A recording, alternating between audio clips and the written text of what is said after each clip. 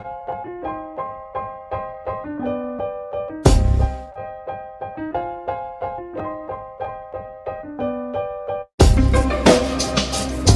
is the High Stakes Lowdown, a RotoViz podcast brought to you by the Fantasy Football Players Championship. I'm Eric Balkman from the High Stakes Fantasy Football Hour and the FFPC. You can follow me on Twitter at Eric Balkman and the FFPC on Twitter at FFPC. Before we get into the show, I want to remind everyone that you can get a listeners-only 10% discount to RotoViz by using the code RVRadio22. That's RADIO2022. Your subscription gives you unlimited access to all of the RotoViz content and tools, and it supports the podcast channel. Now, without further ado, here's the latest edition of the RotoViz High-Stakes Lowdown.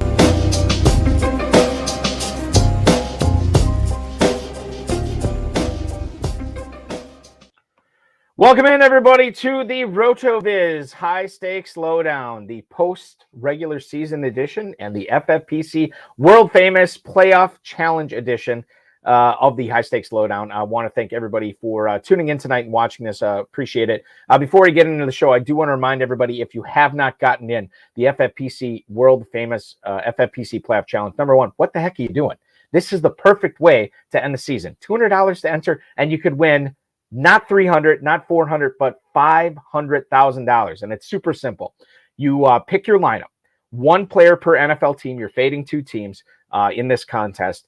You get the two extra bonus flex spots, and you you don't draft your team. You set your lineup, and then that's it for the playoffs. You don't mess around with it. There's no labor-intensive stuff that you need to do with your playoff challenge team. You just watch them ride all the way to the Pro Football Playoff Championship, which I can't say Super Bowl, but I guess I just did. And then double points in the Pro Football Championship in that contest as well. So it's going to be a lot of fun this year. Somebody's going to win $500,000. If you don't want to fork over the $200, we get it, no problem. Enter the Footballguys Playoff Challenge, $35, and you can still win a six-figure grand prize. $100,000 is going to the winner, who just invests $35 into that contest as well. Both of those contests, myffpc.com, they are live and they close out at 4:30 p.m. Eastern Time on Saturday afternoon, right before, before the Seahawks and the 49ers kick off the 2023 NFL playoffs. All right, ladies and gentlemen, without further ado, let's get into tonight's program. I want to welcome in my guest. A guy who has been on the High Stakes Fantasy Football Hour before, a guy who has 2 top 10 finishes in the FFPC Main Event, both last year and this year. 8th place last year, I believe. 9th place this year, I believe. Either way, it's 2 top 10 finishes in one of the most competitive, probably the most exciting High Stakes Fantasy Football tournaments out there in the FFPC Main Event. And he's been in the top 10 the last couple of years. We'll bring him in right now. Rob Linkowski, welcome back to the show, Rob. Thank you so much for spending your Tuesday evening with me.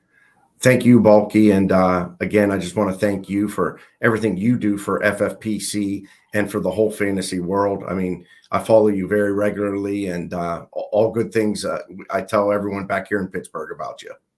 Yeah, Pittsburgh, which I think is going to be interesting because we're going to get into some Najee Harris discussion tonight. Because I think not only, because we're going to spend about half our conversation on 2023, but I want to spend the other half on the playoff challenge. But This is a player not only well, but this is a player that has been integral into your back-to-back top 10 finishes. So we're going to get into that as well. So number one, everybody who's watching right now, everybody who's listening, everybody who's downloading, streaming, what have you, they're going to wonder, there are a lot of successful high-stakes players out there, Rob, that have never finished in the top 10 of the FFPC Main Event. You have now done this in back-to-back years. Right. Mind-blowing accomplishment. Congratulations. Thank you. So tell us the secret. How did you do it in 2021, and how did you do it in 2022? Were there any similarities to the way you drafted, managed the team, waivers, lineup decisions? Was there anything that you can glean when you look back on this year's team and you compare it, last year's team when you compare it to this year's team? I think very similar. I've always been a heavy wide receiver owner, so I try and load up with 2 wide receivers, and then I typically always use those additional 2 flexes for wide receivers. But for a lot of times I was getting stuck at running back. So last year and this year, I basically through the first and second round would go a top wideout and a top runner. So my thought was once I had that first top runner, I would load up my roster with wide receivers. So very commonly I would go one running back and then 4 straight runners. But I can honestly say that the key the last 2 and even 3 years is I have hit the home run at the tight end position. So even in 2020, I believe I finished 37th in the $1 million bracket or $500,000 at that point. In 2020, all 3 years, I never owned Travis Kelce. So as you know, he's been the #1 tight end the last 3 years. But surprisingly or ironically, I have owned the #2 tight end 3 straight years. Yeah. So in 20, and what happened is I've used a late round pick on him. So in 2020, I got Darren Waller at probably 4.8. In 2021, to my delight, I got Mark Andrews at 5.10. And this year, I took TJ Hawkinson at 5.12. So 3 straight years, I hit the second number tight end. So once I had that running back, I went receiver 2, 3, 4. I hit my tight end in the 5th round. And then from there, my basis of my team was already met. Were all those tight end picks your first tight end selection of the draft? In other words, you didn't go with a tight end before those, right? Yes. Yep. All right. Yeah. So, okay, Rob, as you know, everybody who's watching this right now is going to be like, okay, Balky, you got to ask him this. Right. Who's going to be the tight end 2 in 2023? Do you have any insight into this? Great question. So you would say, I think one of your questions that you wanted me to elaborate on is, do you think TJ Hawkinson would be that #2 tight end next year? Where he very well could be. At Detroit, he was doing, and when he got traded, I kind of said, I don't think it's going to get worse. Well, it obviously got very much better. So if I had to just say right now, 1 week, maybe Freiermuth in Pittsburgh, actually, I say might for like a top 2 or 3 tight end where you could maybe get him in the 5th, 6th round, as opposed to spending a 2nd or 3rd round pick on your tight end. Okay. So Freiermuth is an interesting call, obviously, and it's hard for me to disagree with that because this is a player that was rising up even in 2022 drafts. When you look at Hawkinson, and we'll just handle the Hawkinson question now because I think the way I want to frame this is Irv Smith got activated off IR, right? Correct. And obviously Minnesota has plans for him. How do you think he affects Hawkinson next year? And how do you think the presence of Irv Smith affects Hawkinson in main event drafts next year? I think it will affect him a little bit, but I think, obviously there's a reason why the Vikings traded for Hawkinson. And I mean, he got some high volume there, even as you know, too, in the FFPC, when you get 1.5 point per reception at the tight end, you get like 3-4 balls on some of those drives. It adds up pretty quick. So he might cut into him a little bit, but I think Hawkinson very easily could be the 2nd, 3rd, or 4th tight end next year. Is Irv Smith okay? Let's talk about Irv Smith for a second. Is Irv Smith the type of guy that if you wait on your 2nd tight end in the FFPC, you would take a flyer on him? Is he the type of guy that if you already have Hawkinson, you would look to back Hawkinson up with Irv Smith? Or is he just a 100% flyer, take him as you will? How do you view Irv Smith in 2023, Rob? I would think I wouldn't start my team with like Irv Smith, but I think certainly if you have Hawkinson, he's a great backup because if something happened to Hawkinson. So yeah, I wouldn't, basically go into a draft saying I want to get Irv Smith as my #1 at this point, Right. But even if you don't have Hawkinson, you're willing to take a shot on him later, Sure. or do you think there's better options than him?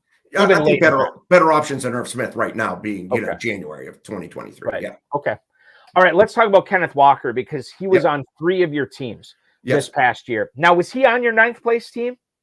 He was. Yeah. So under my name is one of my very good friends who's like my right-hand man in this, Robert Finkel. I literally he actually made the $1 million bracket as well, won his league. He's a very good friend of mine. We talk 2 to 3 times a day, asking each other's opinion. And then all my kids have a 350 league. They kind of drafted Kenneth Walker too. And I got to give a shout out to, I'm sure you're familiar with Cynthia Freeland on NFL Network. Absolutely. No question. Just watching, it was like dinner time. I had the TV on and Cynthia Freeland said, take Kenneth Walker. He's going to win your league for you. Yeah. So, once I get to those 7, 8, 9 rounds, I like to take some upside rookies. And as you know, it didn't start off well for Kenneth Walker because Rashard Penny was having a nice year. So his injury really helped me. And the one thing I want to say, Balky, about this season that was different, like last year, I think I went 11-1 through my league. And this is a great plug for all those players out there, never to give up. I was actually, if you go back through my regular season, I was 1-5 in 12 points placed in my league after 6 weeks. Unbelievable. I mean, not that I was ready to throw in the towel, but then a domino effect happened. Penny got hurt, so I got Walker. Damian Harris got hurt, so Ramondre Stevenson became more relevant. Hawkinson got traded. And then another big thing is the Carolina Panthers let Baker Mayfield go, who was, had no rapport with DJ Moore. So 4 things right there. And then I literally got on a tear, won 7 in a row, ended up being my point leader from week 5 to week 12, and then qualified for the $1 million bracket. And the strange thing too was this year I started, I think there were teams in the $1 million bracket. I think I started in the 700s, and then I just had a heck of a three-week run that ended up in 9th place. Was that the highest you were throughout the championship round? Was 9th place? Yeah, and that's a great question too. I think at one point I think I got up to 5th or 6th, and then as we know, our prayers are still going for Damar Hamlin, obviously, and FFPC and all rights. It was in their rules that a game can't roll into the next week. I think because I still had James Cook left for that week, so basically I played with 9. Maybe I could have got up to 5th or 6th because I finished 11 points out of 5th place. But it is what it is. I'm very happy and pleased with the 9th place finish. Yeah, and good for you, man. And that is awesome. I did not handle that Bills-Bengals game as well as you did because it cost me probably 3 leagues, which is just, it's insane. I'm going into that side. I'm going into the Monday night game thinking I don't want to make this about me, but I'm going into the Monday night game and I'm thinking man, I got a chance for 4 or 5 titles here. Yes. And plus, even if I don't hit it, I'm treated to this great Bills-Bengals game, which, by the way, not a lot of people know this. It set the Monday Night Football record for most combined wins between 2 NFL teams. And we didn't get to see it. And thank God that Damar Hamlin is making this miraculous recovery. I just heard today, I don't know if you heard this, that after Nyheim Hines returned that opening touchdown, he jumped up out of his hospital bed and ripped all these cords that were connected to him. I didn't hear that. Let's go, and the doctors came rushing in because everything was beeping like crazy. That, it was insane. But good for him that he's recovering. I think he's in a Buffalo hospital now. He's good enough to travel. That's awesome. Okay, so let's talk about what you just told me about Walker and Stevenson. You drafted Walker and Stevenson in that mid round, right? Taking a shot at high upside running backs or what have you. You had DJ Moore, Rob? Correct. Yeah. And go ahead. No. So my first and second round picks, I went with CD Lamb. So I got my first receiver, and then I went with Najee Harris at the 2, and then I went with DJ Moore at 3, and I took a big swing and miss. Even the good players, I took Allen Robinson, as you know, who had just had a tough year. You and me both. I did the same thing. And then I took Hawkinson at 5'12", and Balky actually at 6'1". I took it's the highest I ever took a quarterback. I took Mahomes, so he was unbelievable this year. 7-8, I went with Stevenson, and ironically, I drafted before the first Thursday night game. Right. So I'm a big, if you might remember from last year, big SEC guy, Georgia Bulldogs, go Dogs, national champs last night. I love James Cook. So I took Cook in the 8th, and you might remember that Thursday night game against the Rams, 1 touch, 1 fumble, never touched the field again. Right. So subsequent drafts after Thursday, he was going rounds 14, 15. So I really overspent. And then I took Walker in the 9th round. So, well, and it just goes to show you too, even if you have a bad draft or things don't fall your way in the first month and a half of the year, the ship can get righted, which is why you never stop managing your team. What was the quarterback thing? Let's talk about here for a second. Yeah. Because I think you and I are of the same mind on quarterbacks. I always historically wait. Now, a lot of people will draft a quarterback, like a top 3, top 4 quarterback, Rob, and then they won't draft a quarterback the rest of the way. I took it to the next level the last few years, where I will wait till 10 quarterbacks are off the board, and then I'll draft a Rodgers, a Stafford, a Brady, even a Prescott type, guys like that. And then I won't draft a quarterback the rest of the way. I'm never doing it again after this year, because I was put into a corner, especially with my Prescott teams. And thankfully, I got lucky with Geno Smith. I got lucky with Jared Goff in some spots. But I'm never doing it again next year. If I take a quarterback, even if I wait that long, I am drafting a second quarterback. And I've taken it, the more I've thought about this over the last couple of weeks, I think I am willing to now be that guy who is one of the quarterback cherry poppers, right? Yeah. I will take Jackson. I will take Mahomes. I will take Allen if they fall to the right spot, because I am seeing the value, even in a single quarterback league. I am seeing the value on why you should be doing that. With Mahomes this year, I feel like I'm preaching to the converted, but the fact that you took Mahomes early in this year, is that going to affect the way you draft quarterbacks next year? I think so, because I was like with you, I would wait to draft like Brady, Rodgers, or Stafford in the 12th or 13th round and load up on everything.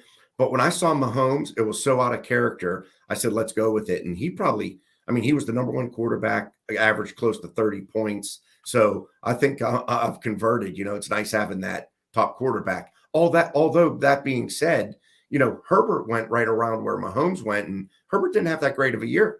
Right. Yeah. I think there's something to be said for that. And I think it's one of those things. I guess here's how I stand on it. And you may, feel free to disagree. I feel like I am going to let the draft come to me at quarterback, something I've never done before. I always wait on quarterbacks, and we'll see what happens. I'm going to let the draft come to me. And if I like the value, I'm going to take it. If I don't like the value, I'm going to wait on it again. And that's just the way it is. The one thing, Balky, I'll say about this year that was different than a lot of others, I felt like there was never anything substantial on the waiver wire this year. Oh, totally. 100%. I'm not like, I can count on one hand my pickups. Like I picked up McCole Hardman. He had 3 good weeks. I picked up the Patriots defense. Besides that, nothing really helped me. There was never anything on the waiver wire. Years past, you could always get something that could plug in. That has been a recurring theme, not only on this show, but the High Stakes Fantasy Football Hour. When I've talked to high stakes guests who have been competing against players like you, they've said the same thing throughout the season. There just was not that player that was worth going all in for, or a difference maker that maybe you didn't have to go all in for, that ended up crushing it. There just wasn't that player this year, like last year, my team was very good right from the start, and I had a lot of depth. And, sometimes that's good, sometimes it's bad, because like this year, my team was very thin. Like I had very few decisions that I could possibly make from, and, like if you got to start 10, I probably had 12 viable guys. So there wasn't much to choose from. We've seen that time and time again in these contests where people are trying to win a 6-figure grand prize, $1 million grand prize. And I sent out the FFPC mailer and I was like, okay, here's the winning lineup. And people are like, how in the hell did that roster win? It makes no sense, right? But the thing that these thin rosters have the advantage of is the decision-making for your lineups. It's made for you. Yep. Like you don't have to really sweat these lineup decisions like you might have to on a lot of deeper teams. Which, the deeper teams can get you through the regular season, right? Correct. With bye weeks and injuries or whatever. But when it comes down to it, man, based on how I've seen these people win 6- and 7-figure grand prizes, give me the thin lineup or the thin roster, because the lineup is so much easier and you don't really regret any of the picks that you make as far as starts and sits go. Now, as far as comment there, like my partner, Robert Finkel, his team, he had a lot of depth. So every week he had like 5 or 6 guys he had to pick 2 from, which you never sometimes don't make the right thing. Most of the time, you're not making the right decision with something like. And in fairness, I'm not a genius here. James Cook, I had to play in my playoff run. He had 2 big weeks 15 and 16. Here's something I want to ask you, Balky, and you might know the answer to this. The team that repeated as champions, the Bills team. Mm-hmm. I think their main guy was Jerick McKinnon. In my opinion, if you might remember, Hardman was hot in the middle. I think McKinnon kind of took that Hardman role, and that's when McKinnon's points really picked up when Hardman's been hurt for the last 6 weeks. I think you're right on that. And I'll tell you how those guys won. Don Barani, Sean Stutzman, and Mike Costantino. Is it Mike or is it Nick? I always forget. I think it's Nick Costantino. Yeah. Anyway, here's how they won it. So number one, they went wire to wire in the championship round last year. They just absolutely crushed it. They went wire to wire. Like, we had a B-Bag Batoba win the Footballguys Players Championship in back-to-back years a couple of years ago, which is insane. I mean, we think about like the better part of 15,000 teams. That's crazy. But to go wire to wire in a national contest like this, that just doesn't happen on any given year, much less back-to-back years. When they won this contest is week 15, and Costantino was talking to Mike Shope, former guest of this show, not of this show, the HSFFR. Mike Shope, Buffalo Sports Talk Radio, WGR 550. And these guys are obviously located in Buffalo. And he said to him, Mike said to him, like, why would you play Jerick McKinnon and Zay Jones in week 15 when you had Bam Knight? Because this is when Zonovan Knight was just, cash and checks, breaking necks, right? Why would you sit him? Costantino told Dom and Sean, his co-owners, and I think I might have brought this up on the show, so I apologize if I'm repeating myself. It was a game theory thing. He's like, everybody's going to be playing Zonovan Knight this week. Let's sit Zonovan Knight. We'll play McKinnon and Zay Jones. And those guys, McKinnon and Zay Jones, that was the 3-touchdown Zay Jones week. They combined to score like 70 points. And Bam Knight had like 2. And that is when they shot up from 48th overall to 1st overall. And I don't want to say they coasted, but they put up big numbers after that. It's sometimes is something as simple, and you know this, top 10 in the main event the last 2 years. Sometimes it's something as simple as one lineup decision that can make or break it. And those guys made it with that. Absolutely. Credit to them. I mean, I don't know those 3 gentlemen, but congratulations. They're awesome. And hopefully we'll get them on this program going forward. They're making, I'm sure they're making their media tour right now. That's right. That's right. So we'll see what happens there. Okay. I want to get into this Najee Harris conversation because you're in Pittsburgh, and Najee Harris, was he the one guy, the one constant between 2021 and 2022 on your FFPC main event top 10 teams? Yes, absolutely. All right. So let me tell you about my Najee Harris experience over the last couple of years. I drafted him in a few spots last year. I drafted him in a lot of spots this year.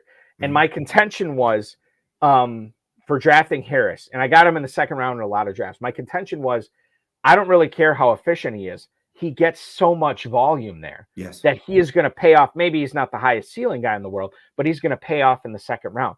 And obviously he sunk a lot of teams this year.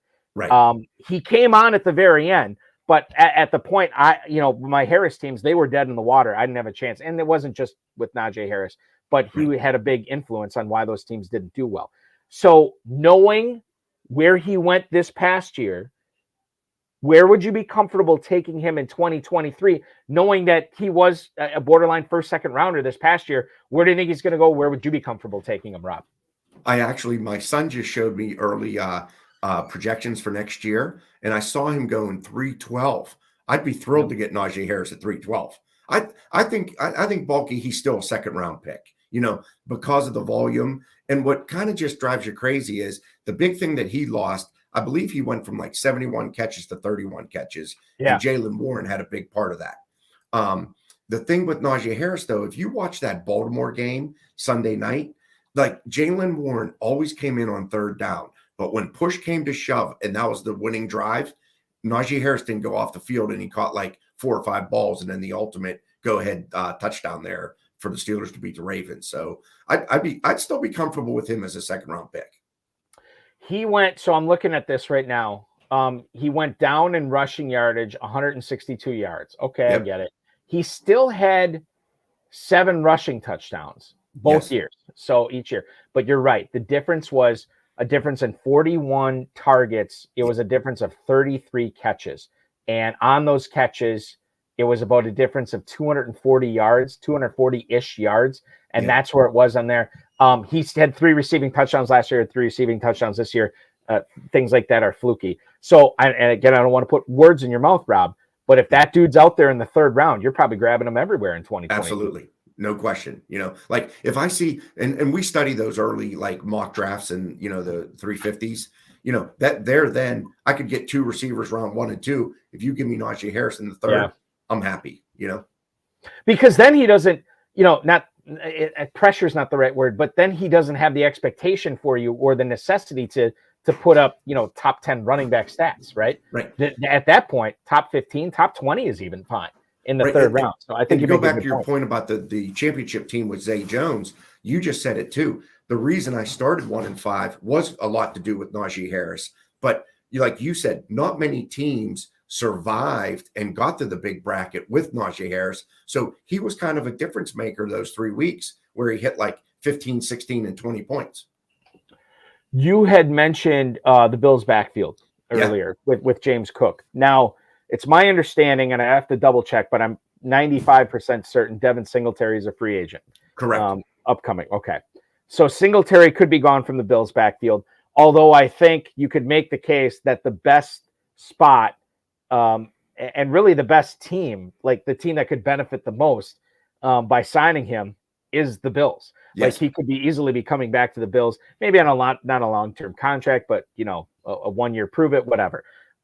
So are we going to see, regardless of what happens with Singletary, do you anticipate the same thing happening? Even if Singletary doesn't come back to Buffalo, do you think that they're just going to get another complimentary back to go with James Cook, and it's just going to be running back roulette every week there?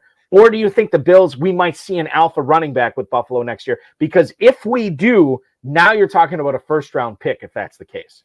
Yeah. I mean, if Singletary was out there and James Cook was the sole back, he's a first or second rounder. I mean, he's a lot like his brother. I watched him closely at Georgia. I loved him. I kind of relate James Cook to like an Alvin Kamara, coming out. So I thought big things of him. And you kind of saw the passing the torch there halfway to the season. And, Cook, I don't know if you remember that Monday night, he had 2 nice runs. He was getting loose that Monday night. It would have been interesting to see what he could do. But yeah, I don't think Cook's an every down back guy. So I think whether Singletaries are not there, they'll bring somebody in. But I'm very high on James Cook moving forward. I drafted him in a couple of dynasty leagues in the mid-second round in my rookie drafts last year, not expecting much, but knowing that the explosive possibility was there. And somebody would have to knock my socks off with a dynasty trade this offseason, because I think I'm going to hold them and see what happens. I think it could be very, very compelling. Yeah. All right, so let's put a bow on the 2022 season. I want to look for, well, not quite put a bow on the 2022 season. I want to talk to you about the World Famous FFPC Playoff Challenge, a contest I know you have participated in the past. For anybody who's not familiar, you have to pick 1 player per team. So essentially you're fading 2 teams in the playoffs. You cannot stack in this format. You can't do Mahomes and Kelsey. You can't do Cousins and Jefferson. It doesn't work. You have to pick 1 player per team, double points in the Pro Football Championship. Okay.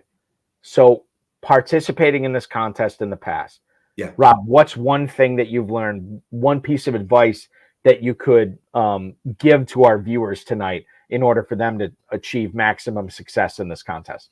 I think you have to basically pick your bracket and then work backwards, like decide who you think is going to go to the Super Bowl. And then you made another great point, do you take Mahomes or do you take Kelsey?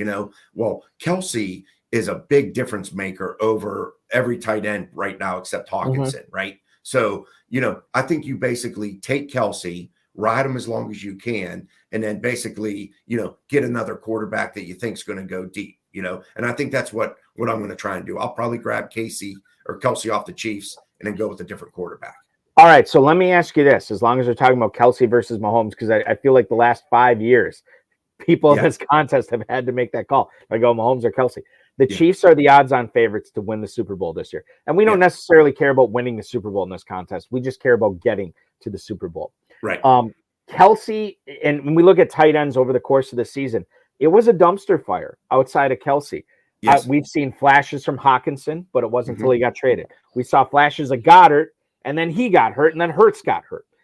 We've seen flashes of Mark Andrews, right? But now he gets the defending AFC champs in round 1. You might only get 1 game out of him. So for you, the plan is Mahomes, right? Or no, I beg your pardon. The plan is Kelsey for you. If the plan is Kelsey for the Chiefs, what's the quarterback that you think you're picking? So I'm going to go with my Super Bowl prediction here. I'm going to ride Joe Burrow in the Cincinnati Bengals. I think the best 3 teams in football. Burrow Kelsey is the way you're going on this stuff. Yep. Okay. So I think the best 3 teams are the Chiefs, the Bills, and the Bengals. Bengals. And I think the Bengals are playing the best right now. So I think I'm going to roll the dice and go Burrow, and then I'll grab Kelsey off the Chiefs. What about who's your okay? So knowing that and knowing you can flex out tight ends in this contest, where does Goddard enter the conversation for you, Rob? Well, Goddard and another guy who had a great run is Kittle. Yeah, absolutely. I was thinking about Kittle. He had a great 3-week run here where he was really quiet in the regular season, and people won a lot of money with Kittle there. So, but definitely Goddard and you could go with Kittle and Goddard in this contest if you really wanted to, and it would make some sense. And you get that 1.5. That's why I bring it up too, because I can't remember who I was talking to this about, but we were talking about the tight ends in the FFPC Playoff Challenge, and like a lot of the stud tight ends this year made the playoffs. You know, we've talked about a bunch of them. You know, you had Kelsey and you had Goddard and you had Hawkinson, obviously on this. Kittle is another one, but don't forget Dalton Schultz for the Cowboys as well. I mean, that's another guy that we should be considering here. And then there was one other guy in the AFC whose name is escaping. Dawson Knox is another guy. If you think the Bills are going to go deep, you can make the case like, well, people are going to pick Allen and Diggs. Give me the Dawson Knox, and we'll see what happens there. So I think tight end is going to be very, very interesting in this contest. All right. We have not talked about, and I think, you know, God bless everybody out there doing podcasts and write-ups on the playoff challenge strategy and everything that goes with it. But a lot of the times, short shrift is given to the teams that are expected to be one and done because they say, you pick your kicker off that team, you pick your defense off that team. But what I think the Dolphins are interesting because they are explosive. We know what Tyreek Hill and we know what Jalen Waddle are capable of. Now they're probably not going to have Tua Tagovailoa throwing to them, but they have been productive with Bridgewater, and maybe they get Skylar Thompson. I don't know what happens, but how do you handle Hill and Waddle in this contest? Because they are going to be. I don't have any facts to back this up. I'm just sure that the majority of the players in this contest are going to be fading them because they are the 7th seed. Right. But they could make some noise. Rob Linkowski, how do you handle Hill and Waddle? I think I'm going to pass on the Dolphins. You know, I haven't set my lineup yet because I put it in until Saturday. But, you know, and this is interesting too. Like Tyreek Hill, even last year, because I owned Tyreek Hill last year, he kind of got quiet here the last 3 weeks in the he got banged up in week 18, so he's not fully healthy either. Yeah, so you know it's funny because when I took CeeDee Lamb in the first round, it was either CeeDee Lamb or Tyreek Hill, so I got to publicly apologize to my son because he was next to me and he's like, "Dad, you've had Hill for 4 years. Take CeeDee Lamb." And Lamb got off to a rough start. Hill was big, so I publicly apologize to my son for that one. But I think I'm in the playoff challenge. I'm going to stay away from Waddle and Hill personally, and maybe the whole Miami team actually. Because they got to go to Buffalo, right? To Buffalo, yes. It's not, and I still think they're riding that Hamlin wave right now of just playing for him, and there's a lot of emotion with that team, and you can't really underscore that. I think that is it's a thing, and it means something for Buffalo this year. All right, I think you and I are in agreement that at least 3 of the best teams, arguably the 3 best teams, are in the AFC, and the Bills, the Bengals, and the Chiefs. I think so. The NFC. You flip to that. Open. It is wide open. You have the Jalen Hurts injury. You have the Niners with a 7th round pick as their starting quarterback. You have the Minnesota Vikings who have been outscored by their opponents on the season as the 3 seed. I mean, and you have the 4 seed in the Dallas Cowboys who are going on the road in the first round. Anything can happen and usually will. Who is your pick as far as teams go to get to the Super Bowl from that conference? And who is your pick from that team to be on your playoff challenge roster? I can't believe I'm going to say this, Balky, but I'm going with the Dallas Cowboys. And I'm going to go CeeDee Lamb, but I can't believe it because, man, they can look real good one week and bad the next. I've never been a real big Philadelphia Eagle fan. I think at some point, the 49ers, they got a great system. I think, you know, Purdy might, you know, have some limitations there. But I'm just, and I saw what Dallas did to Minnesota. I'm going to go with a Cincinnati-Dallas final in the Super Bowl. Wow. Now that would be entertaining. Zach Taylor versus Mike McCarthy, Joe Burrow versus Dak Prescott. Man, they're printing the storylines right now, Rob. If that happens. I know this is on tape, so I'll own up to it if they both get bounced first round. So and they could. I mean, we'll see. Now the CD Lamb thing, because I know he was integral in your regular season success.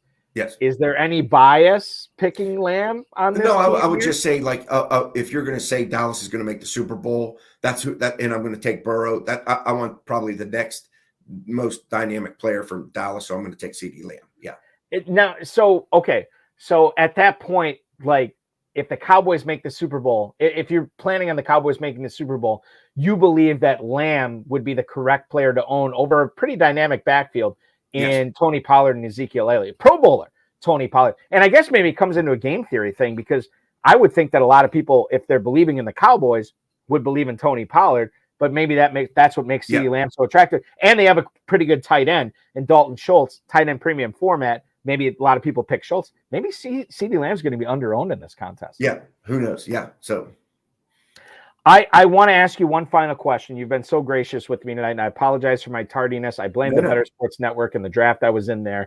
It was a whole thing to do.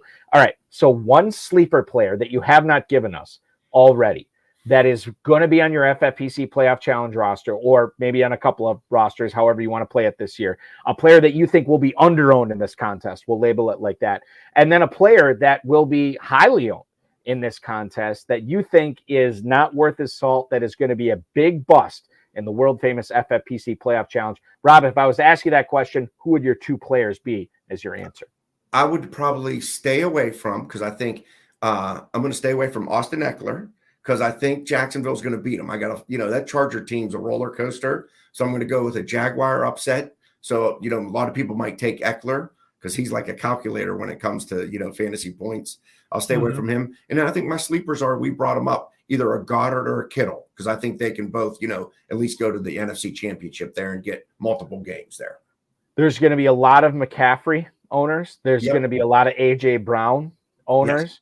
There's going to be some Devontae Smith owners, and obviously a ton of Jalen Hurts owners now that we saw him play in Week 18. I think that a lot of people, that's like, okay, that's activation. You can safely play him in a lot of people's minds. I don't know if you can, but in a lot of people's minds, you can safely play Jalen Hurts now that he played in Week 18. So I think that the Goddard thing is interesting. I think the Kittle thing is interesting for sure going forward on this. I think that you have a handle on this. You have not only have a lot of experience with the playoff challenge, but you have something that not a lot of people can boast about, and that is back-to-back finishes in the top 10 of the FFPC main event. I know you sent in, I saw it, I can't remember who sent it to me, but somebody within the FFPC sent me the image that you sent in of everything that needed to happen in order for you to win the $1 million on Monday night. Obviously didn't come to fruition, but it had to be quite a ride for you to start that low in the championship round and then see your team just crush it 3 straight weeks, man. That is what we dream of, and it had to be awesome. Balky, like when I finished 8th last year, I said to myself, obviously we all thrive to make the $1 million, but I'm like, am I ever going to do better? So when I was sitting at 1 and 5, I'm like, I should have retired, right? Go out on top.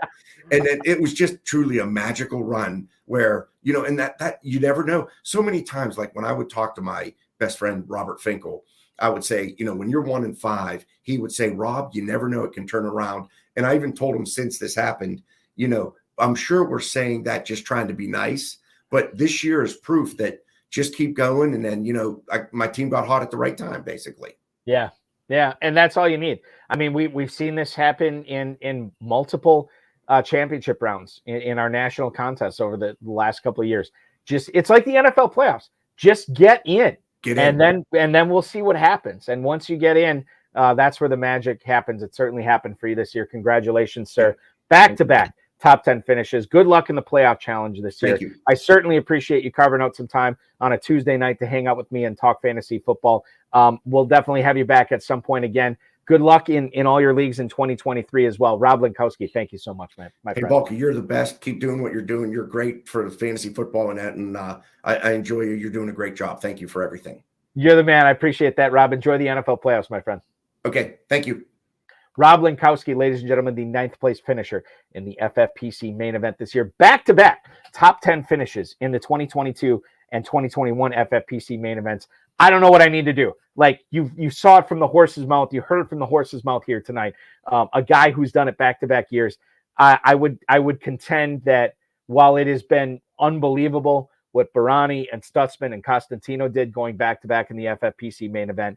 It is almost as tough to get to be in the top 10 back-to-back years in the FFPC main event. Incredible stuff from Rob Linkowski tonight, and hopefully he gave you some advice on what to do in the world famous FFPC Playoff Challenge, which closes, ladies and gentlemen, in a little bit less than 4 days. You have less than 4 days to register your squads at $200 a piece to try to win a $500,000 grand prize in a $1.4 million plus prize pool. All you have to do is pick one player per team. You fade 2 teams. You watch that roster, ride it out all the way through the NFL playoffs. You don't have to tinker with it. There's no salary caps. There's no draft. You can put together teams in minutes. I was talking with my co-host on one of my other shows today who won $1,000 in the Footballguys Playoff Challenge last year at just $35 to enter. Same rules, $100,000 grand prize up for grabs. He won $1,000 last year, and he was telling people, like, this is silly not to get into it. You can formulate a team in 2 to 3 minutes, in this at myffpc.com, and you can turn $35 into $1,000. You can turn $35 into $100,000. You can turn $200 into $500,000. It's all at myffpc.com. That will complete tonight's show, ladies and gentlemen. I want to remind everybody, the Better Sports Network is the home for the High Stakes Fantasy Football Show. That airs live Thursday night from 7 until 9 p.m. Eastern Time. Yours truly and a special guest co-host on the show this week. And then, of course, Friday night, 10/9 Central, right here on this FFPC YouTube channel. Myself and the Kentucky Fantasy Football State Championship Commissioner, Farrell Elliott, will be joined by another high-stakes player to pick their brains on what they're doing for the world famous FFPC Playoff Challenge, as we will be less than 24 hours away from rosters locking in that contest when we air that on Friday night as well. So make sure you're signing up for that, myffpc.com. And I'd be remiss, I should mention, there are a ton of great deals on FFPC Dynasty squads. Plenty of orphans out there, reduced price orphans that you can get a really good deal on. Some people that are motivated to move their teams. I always say this too, yes, there are some bad dynasty teams out there, but a lot of these dynasty teams, it's players that have just gotten married, started a new job, had a kid, moved, and they just don't have time in their lives for these dynasty teams. And you can get a lot of great dynasty teams. Some of them have not even been reduced price at all because they're really good dynasty teams. And if you want to take that over and compete right away, it's the equivalent of taking over a team that's ready to win now, and you don't have to do much tinkering on it, and you can compete for a dynasty title in 2023. That's at myffpc.com as well. Thank you so much for watching, everybody. I want to thank Rob Linkowski, the FFPC, and all of you for listening, streaming, downloading, viewing, what have you. We will be back on this program for the season finale of the RotoViz High-Stakes Lowdown a week from today at 10/9 Central. Don't miss it. We'll be back here on these airwaves at 10/9 Central on Friday night with the High-Stakes Fantasy Football Hour. Thanks for watching, everybody. Be good.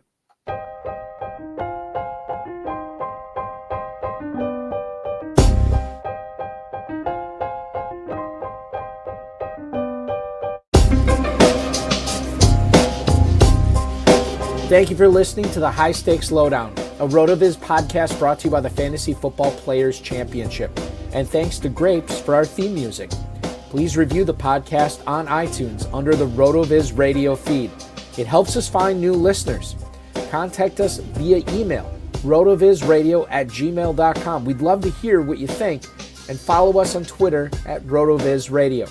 And remember, you can always support the show by subscribing to RotoViz at a 10% discount through the NFL podcast homepage, rotoviz.com/podcast.